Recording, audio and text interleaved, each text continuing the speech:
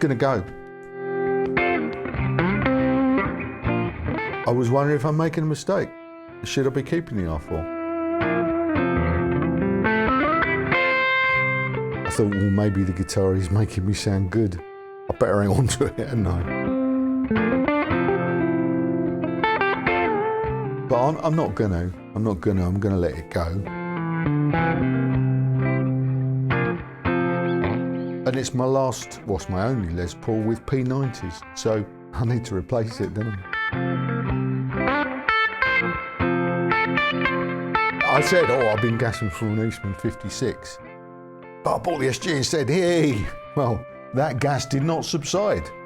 That gas did not subside.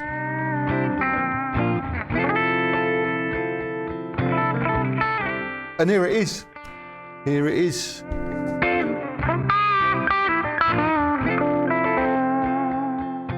So, what we're going to do today is we're going to find out if it's a worthy replacement for my beloved R4.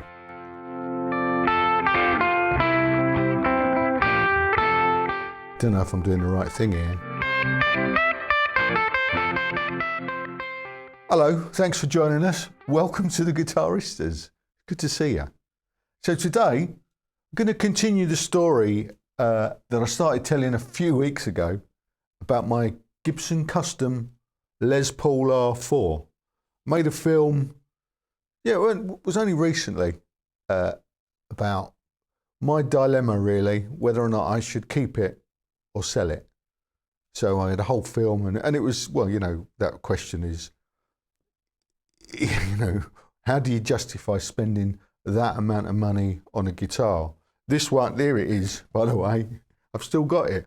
If you watched to the end of that film, it will have paid off, wouldn't it? It paid off, didn't it? Because throughout that, I'm saying I'm going to sell it because I can't justify hanging on to it when I could buy all of these guitars with that money. So, and then at the end, you know, we played it a bit, didn't we? And it was like, I don't know if I'm doing the right thing here, because it's a great guitar. It sounded great, and my playing was on point, I think, in that film for once. And I seriously doubted my decision. I thought, well, maybe the guitar is making me sound good. I better hang on to it, hadn't I? So I did, although I had a buyer lined up for it. I said, no, I'm going to hang on to it for a bit. Sorry, because I'm not sure I'm making the right decision. But here we are, several weeks later, and well, look, the truth of the matter is, I haven't played it since then. I haven't had a chance. So it's still out. I took it home straight after that film, and I picked it up once or twice. I thought, yeah, it's great. I love it. And then I bought back here, and it's been hanging on the wall ever since, unplayed.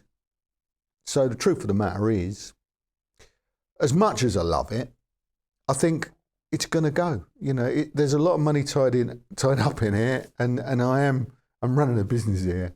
You know, although it's obviously what I do anyway. Muck around with guitars, buy guitars, sometimes sell guitars. That money can be used, as I said in that, the earlier film, it can be used to buy several other guitars to film on the channel for your and my pleasure. So it's going to go, and obviously it's my last Gibson Les Paul, and it's my only Les Paul with P90s. So I need to replace it, don't I? So, well, I also mentioned a little while ago that I'd been gassing for another Eastman, the SB56, which is a 1956. Well, it's not a reissue, is it? Because it's a copy, knockoff if you like. It's a copy, the Eastman, of a 1956 style Les Paul. This one here. This is the Eastman 56. The 56 differs from the 54, which is what my Gibson, that one's based on, by the configuration of the tailpiece. This has got tunematic style bridge and stop tailpiece, which they introduced in 1956, say for the sake of argument, whereas this one It's got the wrap over tail bridge. Tail bridge, yeah. Tail bridge. I've just invented a new word for it because effectively that's what it is. A wrap over. So that's one of the differences between these two. But I've been gassing for this for a little while. Just put it down for a second, and we'll carry on chatting. And if you saw the SG film that I made a couple of weeks ago, I said, oh, I've been gassing for an Eastman 56, but I bought the SG and said, hey, well, that gas did not subside. That gas did not subside. I've been thinking about this. I've been eyeing them up. And then last week, the Explorer failed. The Explorer that I'd bought didn't turn up. I got me money back eventually. So, of course, you're thinking, well, I decided I wasn't going to buy another Explorer. I'm going to wait until the price drops, which it may or may not do. And so I'm thinking, what else can I buy? Sorry, I'm waffling a bit. You know the timestamps are in the description box. You can always skip forward to something that what they sound like or whatever. I'm going to go through both of these today, incidentally. I'm going to go through the specs, basically.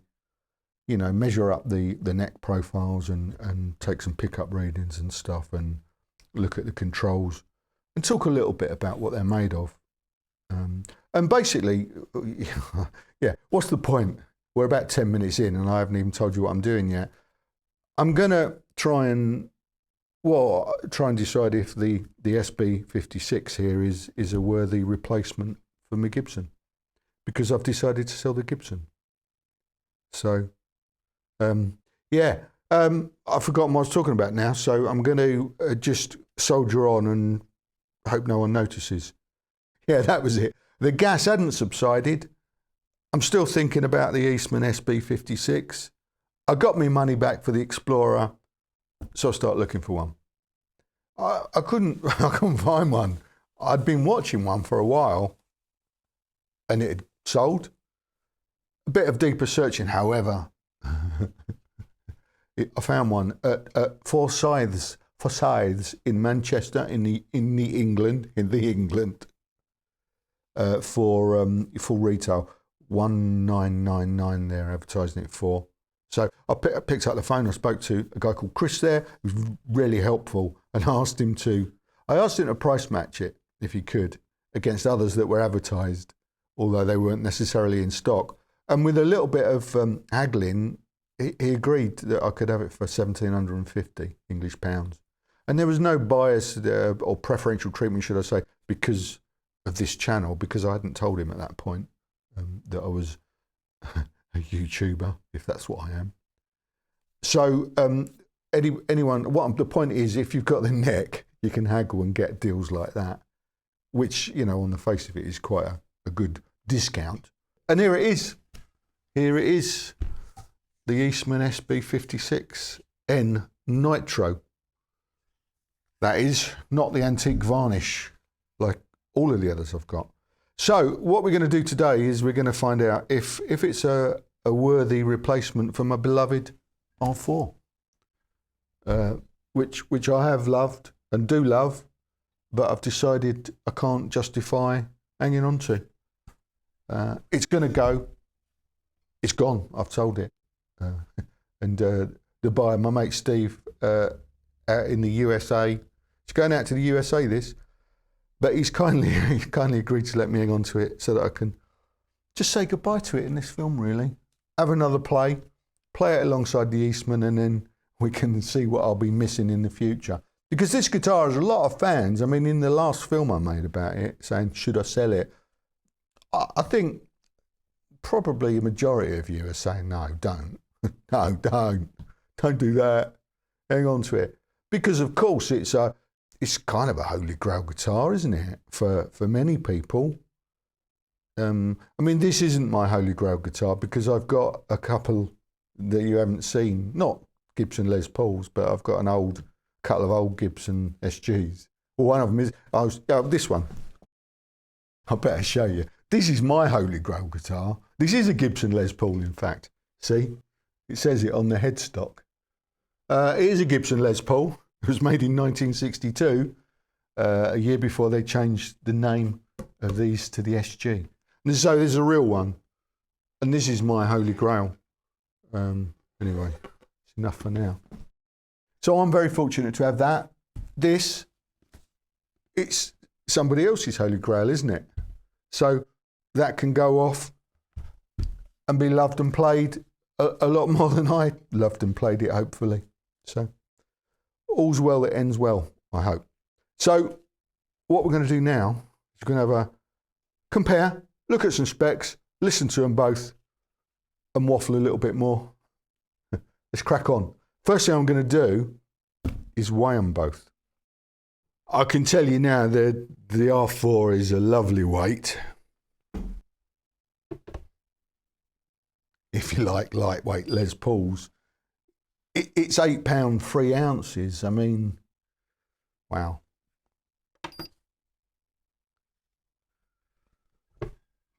That's fabulous.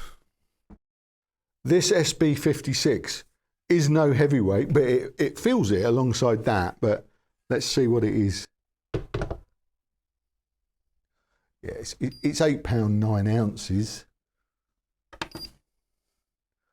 or 3.9 kilos. I've never ever before been mildly disappointed of a Les Paul that weighs a fair bit under £9. Eastman, of course, are known for their lightweight guitars because they use Akume mahogany, which is a lightweight mahogany type wood. You know, it's that family, I think, isn't it? African mahogany, they call it. Whereas Gibson use mahogany of an unspecified origin these days. They use the lightest weight cuts on the custom shop guitars, don't they? Like this one, you know. And this is fabulous. It's not chambered or anything. It's just a nice piece of mahogany. Whereas the standard ranges, and if you buy the 56, the 50s gold top, which is the standard range Gibson with the P90s, that'll weigh in best part of £10. Most of those Les Paul standards, 50s and 60s, are around about £10. The deluxes. I've been gassing for a Les Paul Deluxe. I mean, I won't discount getting one at some point in the future. But that's one of those guitars that a lot of people weigh in their listings in the UK. Coda Music. I'm always looking at the Coda Music website because they do that. A few people do it now. Anyway, and they're generally £10 or more. I wouldn't even go near that. Anyway, that's what they weigh. Both of these have got maple caps. Both of these have got one-piece mahogany necks. Although, of course, in the case of the Gibson, it's got those little strips to widen the headstock. So it's not technically a one-piece, is it? And as you can see, they're still side by side here. The colours, they're quite a different colour. The Gibson R4 is what they call double gold, and it is lovely. It does look quite green. These cameras are fairly good colour matching. It's not an unrealistic representation what you're seeing of what I'm seeing. Occasionally, different camera, if the light's catching it different, like this one here, for instance, because the lights kind of focus on it, it might look a slightly different shade, but by and large, that's the colour of this guitar, assuming your screen's calibrated properly. Whereas this is gold. I just think they call it gold. It's quite different, isn't it? You can see as well the Gibson's glossy and the Eastman's not. It's got a lovely sort of a cut back finish. Nitrocellulose, both nitrocellulose incidentally. This is the Eastman Nitro. And it's kind of more of a satin. They call it a gloss nitro, but it's kind of more of a satin sheen to it, which is lovely. And the Gibson's quite a bit more shiny. On the back, it's a lot more evident, as you can see here. Gibson is quite... It's not sticky, but it's quite a glossy, you know, finish. Whereas this Eastman has got a lovely flat satiny sheen to it. Flat satiny sheen. You know what I'm saying? You can see it for yourself. It's a nice thing. It's really nice. Something about Eastmans. And this one's no different. The other Eastmans I've got antique varnish, and they feel great. They really feel like old guitars. And I didn't expect this one to feel quite as good as that, but I must say it does. It feels like, I say it feels like it just feels comfortable, you know. It doesn't feel so much like an old guitar as the antique varnish ones do, because it's not relic in any way. All that, well, that's not true, is it? Because it's got aged hardware. Let's talk about the hardware. It's got aged Goto Japan hardware. It's really lightweight stuff. It's got these same Goto aged tuners. So that's the only, it's not the only aging, because the pickups are got aged covers as well. We'll talk about the pickups in a minute. The Gibson, it's what they call the VOS, Vintage Original Spec, isn't it? That stands for.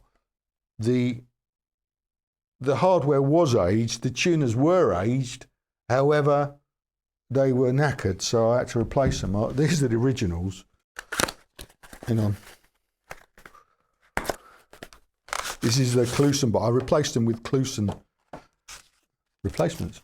These are the originals, which were the Gibson Deluxe. But these were broken, or at least a few of them were knackered. I did an extra film on the Guitaristas TV channel about replacing these, actually, and showing you how to do it if you don't know how to replace tuners. But check that out. So yeah, they were knackered, which is crazy on a $4,000 guitar. So I replaced them, and they're shiny. I didn't buy aged replacements. I just bought shiny Clusens. Apart from that, there isn't really any other aging on the Gibson. That bracket there is a little bit rusty, and the thumb screw, whatever you call these adjusters, a little bit rusty and gnarled. That's the only other, what you'd call aging on the R4. So let's look at the fingerboard and frets on these. The Gibson here's got an Indian rosewood fingerboard, and obviously the binding and the fret nibs. You know, Gibson always put fret nibs on. And these are narrow, tall frets. They are quite narrow and tall, strangely enough. But obviously, you know, it's a nice fret job on these. You know, you wouldn't expect any problem in that department. The nut that Gibson put on this is nylon. Is a nylon nut, and I think that's maybe a vintage spec thing. A lot of people are surprised by that. Whereas the Eastman has got a bone nut atop of this lovely ebony fingerboard. Yeah. Nice ebony fingerboard. Chunkier frets on the Eastman. No nibs, although obviously it does have the lovely binding, and the fret job is top hole. A1. First class, as they say. There you go. Necks, both lovely on the chunky side. Let's have a look at them side by side. Here are the neck profiles and measurements. Here you go. And bear in mind, you should maybe allow a tiny little bit of tolerance for my measuring. They're really similar. The Eastman seems to be a little bit wider at the 1st and the 12th fret. A little bit shallower, a tiny bit shallower at the 1st. They're both looking to be identical up at the 12th fret in terms of depth. and obviously you can see the profiles there as well. They're, you know, they're pretty similar. They're both nice 50s necks, if you like that sort of thing. Let's take some pickup readings, starting with the Gibson on the bridge, which is a Gibson custom P90, I think they call these. The bridge reads 7.59 kilo ohms, and the inductance is 5.78 Henrys. And on the neck, that's 7.76 kilo ohms at 5.76 Henrys. And the middle, just for the sake of it, is a 3.83K. And over to the Eastman. These are Lola custom wound and aged P90s on the Eastman. And the bridge weighs in at 8.82K. So it's a little higher reading. I was going to say hotter, but it's a higher reading, isn't it? At 6.08 Henrys. And the neck, 7.65K. 5.33 Henrys. And the middle, for the sake of it, 4.10. So the bridge on the Eastman, it's got a higher reading than, and then the others are all kind of broadly the same, aren't they? Yeah. So it'd be interesting to see how that, if we can hear the difference, or how that translates into sound. Yeah. And now I'm going to look under the hood. I wasn't sure I was going to, but I'm going to get the strings off, and we'll get the pickups up and look inside the control cavities and see what's going on. Do that.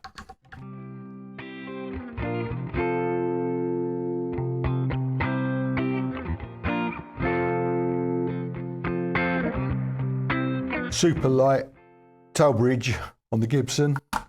Might as well weigh it while we're here. 34 grams.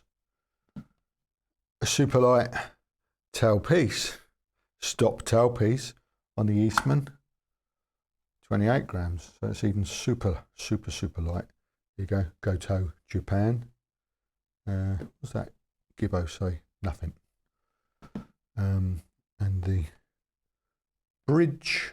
Goto Japan on the Eastman, 49 grams. There you go. Bit of extra data for you nerds. See what's going on under here.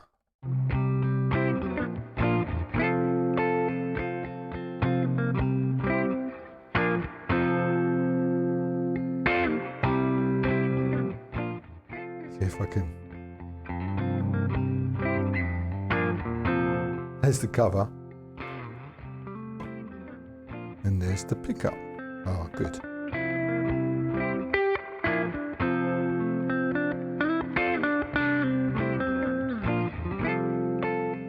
There it is, a long neck tenon, isn't it? That's what that looks like to me. And this is a Lola. It says Eastman Lola pickups, something neck. It's either NW, or WN. Okay, I don't know. There you go, that's that. Screw that one back. Nice and tidy, as we have come to expect from Eastman. So these are handmade, like proper handmade guitars with great quality components. And obviously what I didn't note then was this is fixed directly to the wood. There's no springs or foam or anything, so I've no worry about any adjustment, because at the moment there isn't any possible. If I wanted to raise it, I'd have to stick some foam underneath. But I don't want to. They specify the pickup height, so they've clearly thought about it. Oh, I wanted to mention the thumb wheels for the bridge on the Eastman are the vintage style thumb wheels, where they are screwed directly into the wood. There's no metal bushings that they go into, like modern Gibsons. Vintage Gibsons and custom shop Gibsons have this style. You can see there, I hope, on that camera. Cool. Here's the control cavity. CTS 500k pots all round. Sprague, a 0.47 orange drop caps in that. I'm pretty sure, I think I read that. Yeah, 473. Wired middle tone lug to hot lug on the volume controls. That's how they've done that. There you go. Both of these guitars, incidentally, have got switchcraft, and I never mentioned it, the plastic jack insert plate.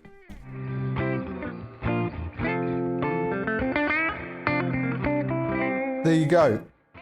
That's the Gibson. It's almost identical, isn't it? You can see, same. It's got the the neck tenon comes down to there, and it just is fixed directly to the wood. So, can't I flip that enough to see what it says on the back?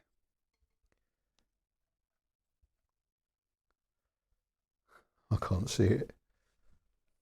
Doesn't actually say anything on the back. It's just is that brass? Probably.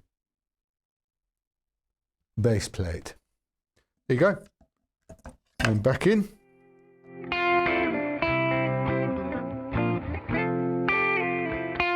Okay, here's the Gibson 500k pots, as we know.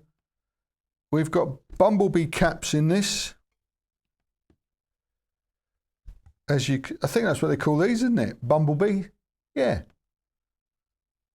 And they're wired differently as well. These are wired from which would be the outside lug on the tone control there, to the middle lug on the volume control. And on this, the center lug of the tone control is connected to ground.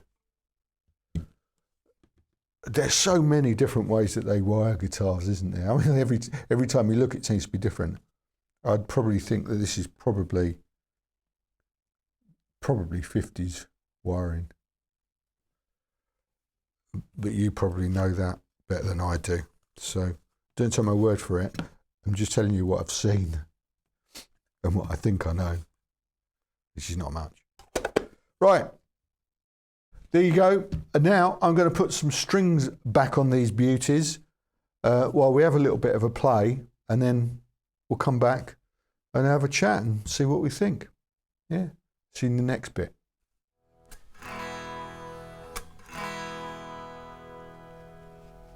Sounds sweet.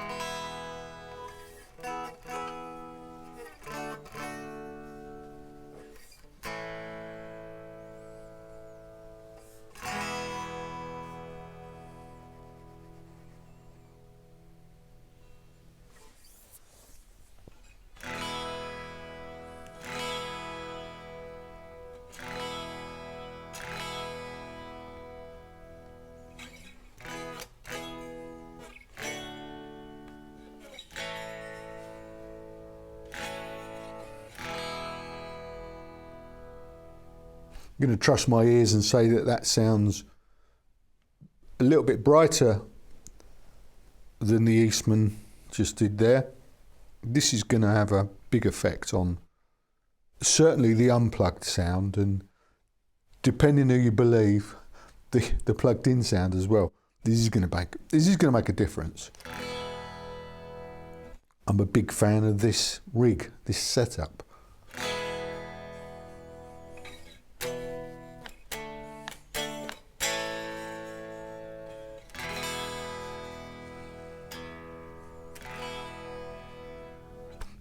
Let's listen to Unplugged in.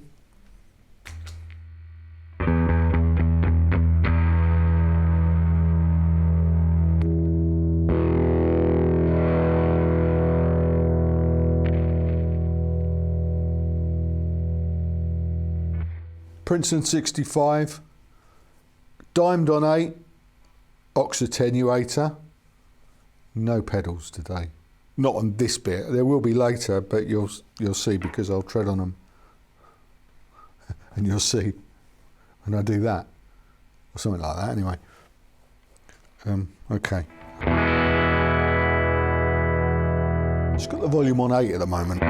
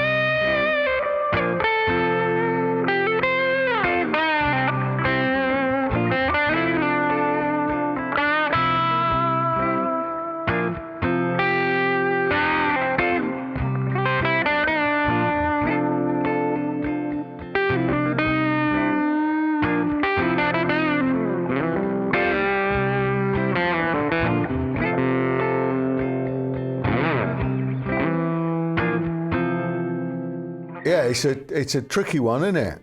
It's a tricky one, this. They're pretty close. They're pretty close. It's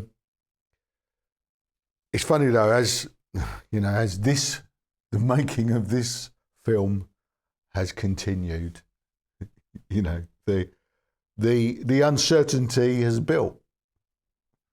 You always hope. Well, I think actually I was kind of hoping.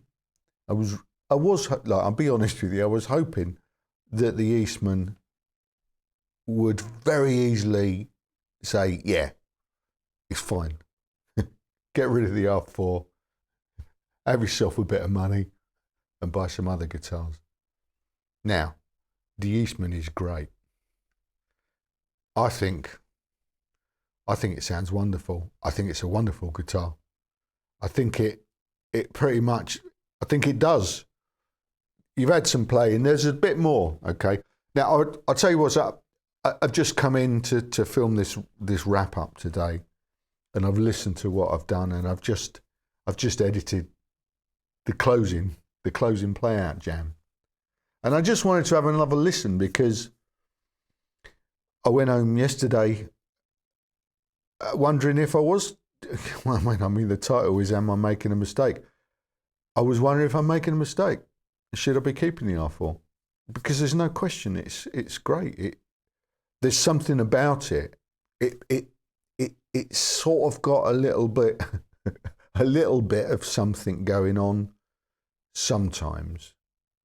You know, when I watch myself playing it and listen to myself playing it, every now and then there's this fluidity that isn't necessarily always present in my playing. And you've got to wonder if that's the guitar that's bringing that out. But anyway, you'll see some more in a bit. And it's not to say that it doesn't occur on the Eastman, because it does. But it's made me question whether I've done the right thing. There are some things about the Gibson that I prefer over the Eastman, and they are the neck carve. I said they're broadly similar. If you actually, I'll just try and put the profile up on the screen again now. You can see the Eastman is it's got more of a V to it than the Gibson. So the Gibson's got a little bit more shoulder, which I think feels nicer. The weights, I think you can hear the extra £5 in the Eastman. Sounds like I know what I'm talking about. I might do, you never know. I think that the weight, because this is a ridiculously lightweight for a Les Paul, and I think you can hear that on the Gibson. And the other, obviously, there's a big difference in terms of the tail bridge configuration. You know, whereas the Eastman's got the traditional stop tail piece and tune-o-matic bridge introduced in or around 1956. The Gibson's based on the 1954 configuration of what I have today christened tail bridge. And that's going to make a difference, isn't it? It's going to give a certain twang, kerrang, airiness to a guitar, which is why I love them, because there's they just sound a little bit more open. And I think you can hear that. The Gibson's got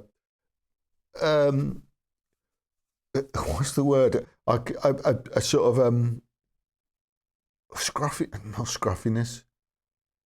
It's just a little bit more rock and roll, I think. That's how I've just described it. I think you can hear that, but in some settings, anyway. In some settings, and you know, the Eastman's tremendously versatile. All these things, and it's. I think that the Eastman's got a little bit more sustain. It really does sing, fucking great sounding guitar. Wonderful guitar, in every respect, and. But that's not to say that I'm thinking, yeah, I'd like to hang on to that Gibson. But I'm not gonna. I'm gonna let it go, and let somebody else enjoy it. Because I know what'll happen in 3 months' time. I'll have played it a few times. It's not. It's no point for me. I've enjoyed this. I've experienced this, and I've shared part of this journey of owning a Gibson R4 with you. And that's really what this channel's about anyway. It's about my guitar journey, or our guitar journey, and learning stuff, experiencing this stuff, not hoarding it. Somebody else should experience it now. We can now go on a journey to find, I don't know, something that also is wonderful like that. You know what I mean? Yeah, search for another Les Paul. This is a 1 in 10. This is a 1 in 10 Les Paul. Definitely someone's holy grail. But it's Steve's holy grail, actually, because he's bought it. So nice one, Steve. I definitely though might buy it back from you one day if you want to sell it, or if you'll sell it to me. Because I'll be honest with you, if money were no object, I'd just keep it. I'd just keep it, knowing that it's worth keeping it. And I'm contradicting myself now, aren't I? Because I'm saying that somebody else should enjoy it, and then I'm saying, no, I'll keep it to myself. No, somebody else should enjoy it. But if money were no object, I'd keep it. Yeah. The other thing I wanted to say is that I don't think the headstock are playing any part in this whatsoever. I think I'm getting better at being objective about guitars. I hope I am. Well, it's been 2 years now or more since I've been doing this channel, and I've played lots of guitars, and I've said lots of things about guitars, comparing guitars, and obviously the more you do that, the better you get at it, hopefully. So I'm finding this fascinating, this journey, and I appreciate you supporting it and joining me on it. So let's wrap this up. Both great, eh? Both great. Let me know what you think in terms of sound. Which one did you prefer? Do you think the Gibson brings out the best in my playing? Or maybe the Eastman? I'd like to know what your views are, because I know that Eastmans in particular are getting a really good following now of people that have got Gibson custom shop level guitars. They're saying, yeah, that's the way to go now. But either way, the Gibson's going off to a new home, and I shall have some regrets. It's been nice owning it. I wish I'd had time to play it more. If I was a pro player, there's no doubt I'd keep it, because I'd say, yeah, no, I need to keep that one because it does something, doesn't it? But I'm not really. I'm a hobbyist like you, although I do this for a profession. It's not like I always have a choice over which guitars I'm playing. It would get a bit dull, wouldn't it, if I just brought out a couple of my favourite guitars every week and made the racket that I make on them. So no, I shall regret letting the Gibson go, but I might buy it back one day. In the meantime, the Eastman's going to be a worthy replacement. And it needs playing, of course. It's brand new. It needs playing a bit more and breaking it in. And I will take it home, and I'll be playing that a lot. And hopefully it'll open up a little bit more. And I might even do a top wrap on it. You notice I haven't done that yet. Muck around with it, and enjoy it. In the meantime, I've got me P90 gold top, so I'm happy. And of course I've got plenty of other lovely guitars to play. So I'm very fortunate. This is going to somebody else to enjoy. That's all for this week, I think, ladies and gentlemen, and everybody else. Thank you very much for joining us. Again, let me know what you think, and come back next week to find out what I'm doing. I need to get the Telecaster comparison film done. I'll try and do that next week. I've been putting it off because it's quite a complicated one to film, but yeah, that's coming soon. Don't worry. Don't fret. If you hate Les Pauls and you've been hanging around for the Telecasters, they're coming back very soon. This is going, so I've now got some more money to spend on guitars, so I'm off to look at some guitar porn online and see what we can drag out for the future. Thanks as always. See you next week. Cheers for now. Ta-da.